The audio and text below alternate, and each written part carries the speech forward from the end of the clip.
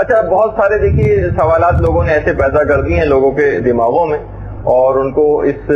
ذکر سے جو ہے وہ ہٹایا گیا ہے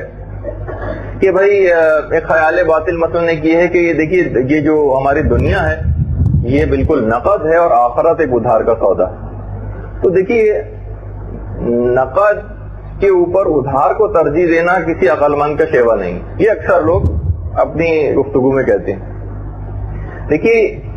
یہ قاعدہ وہاں پر تو چل سکتا ہے کہ جہاں مثلا نقد اور ادھار بالکل برابر ہو، لیکن مثلا اگر نقد آپ کو 1 روپیہ مل رہا ہے اور ادھار آپ کو 10 کروڑ روپے مل رہے ہیں، جبکہ دنیا اور آخرت کے اندر یہ تقابل بھی نہیں، 1 روپے اور 10 کروڑ کا بھی تقابل نہیں ہے کہ دنیا اور آخرت اتنی متضاد چیزیں،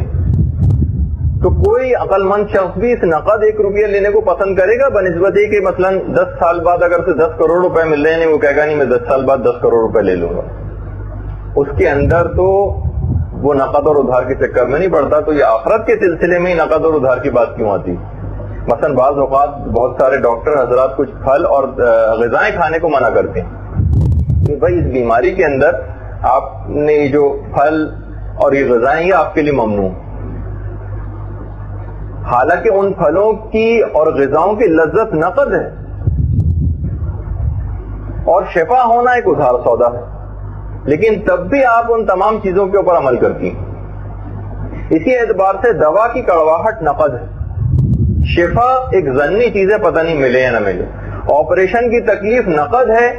شفا کا پتہ نہیں کہ ملے نہ ملے، لیکن اس کے باوجود بھی کوئی شخص اس بات کو یہاں پر لے کے نہیں آتا کہ نہیں بھائی ابھی تو یہ والی چیز تو مجھے فائدہ پہنچا رہی ہے نا، تو میں بات والی ادھار چیز کی طرف نہیں جاؤں گا۔ اسی اعتبار سے بہت سارے افراد یہ کہتے ہیں بھائی دنیا کا فائدہ تو یقین ہی ہے، آخرت میں شک ہے کہ پتہ نہیں ہم کو ملے یا نہ ملے، ہمارے اعمال قبول ہوں یا نہ ہو۔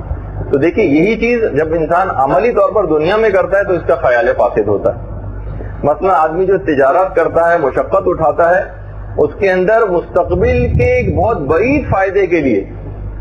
وہ اس وقت انویسٹمنٹ بھی کر رہا ہوتا ہے، دیکھا جائے تو یہ اپنا پیسہ ضائع کر رہا ہے، پھینک رہا ہے، پتہ بھی نہیں کہ آئندہ منافع ملے یا نہ ملے، لیکن دنیا کے اندر اس کو یہ سوچ کبھی بھی نہیں آتی، لیکن اس کے باوجود یہ عمل کر رہا ہوتا ہے۔ تو یہ اپنے آپ کو لوگ بیوقوف بنا رہے ہوتے ہیں ان تمام باتوں کے ذریعے۔ اسی اعتبار سے بہت سارے لوگ کہتے ہیں کہ بھائی آخرت کی باتوں کو تو ہمیں کوئی تجربہ نہیں، تو آخرت کو تو ہم نے دیکھا نہیں اس کی، اور دنیا کے اندر ہم ان فائدوں کو دیکھتے ہیں۔ تو دیکھیے بعض اوقات یہ بھی ہوتا ہے کہ ذاتی تجربہ اگر کسی چیز کا نہ بھی ہو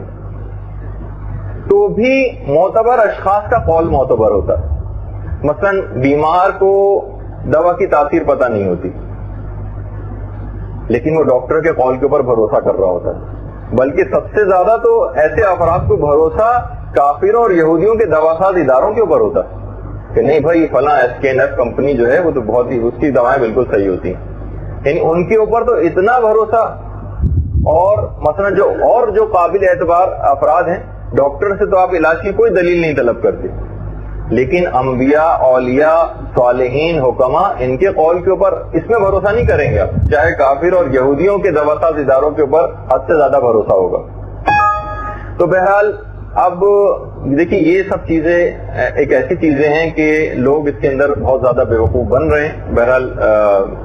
یہ چند کچھ لوگوں کے باطل خیالات تھے جن کا ہم نے رد کیا۔